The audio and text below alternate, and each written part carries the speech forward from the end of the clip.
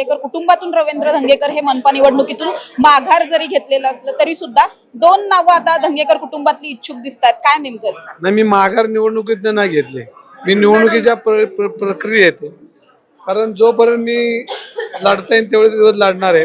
पण एकदा आमदार झाल्यानंतर आपण महानगरपालिकेची निवडणूक लढू नये आणि एका उच्च पदावर आपण काम केलंय, म्हणजे महानगरपालिकेचे बी पद तेवढ्याच मोठे. पण मी ठरवलं की माझ्या मुलाला निवडणूक लढवायची आणि ती एखाद्या चांगल्या शक्तीच्या विरोधात लढवायची.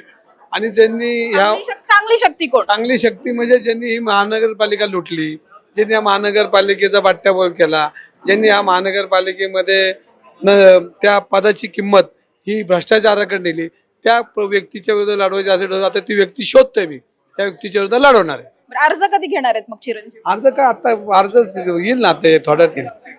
नक्कीच रवी धंगेकर माझ्या बरोबर होते. जसं त्यांनी सांगितलं की आता या सगळ्याच्या नंतर निवडणुकीसाठी 165 जागांसाठी शिवसेनेची तयारी पूर्ण झालेली आहे. सगळ्या जे निवडून येऊ शकतात अशा लोकांची नावं सुद्धा आम्ही पुढे देणार आहोत आणि त्यानंतर महायुती म्हणून लढायचं की स्वबळावर लढायचं, कशा पद्धतीने लढायचं, याची सगळी अंतिम जो काही निर्णय आहे तो शेवटला वरिष्ठांचा असेल अशा पद्धतीने ते सांगताना पाहायला मिळतात. त्यामुळे पुणे शहरामध्ये महायुती म्हणून लढणार की सगळेच पक्ष स्वबळावर लढणार हे पाहणं महत्त्वाचं असणार आहे. कॅमेरा पर्सन निलेश सह समृद्धी जाधव, टॉप न्यूज मराठी, पुणे.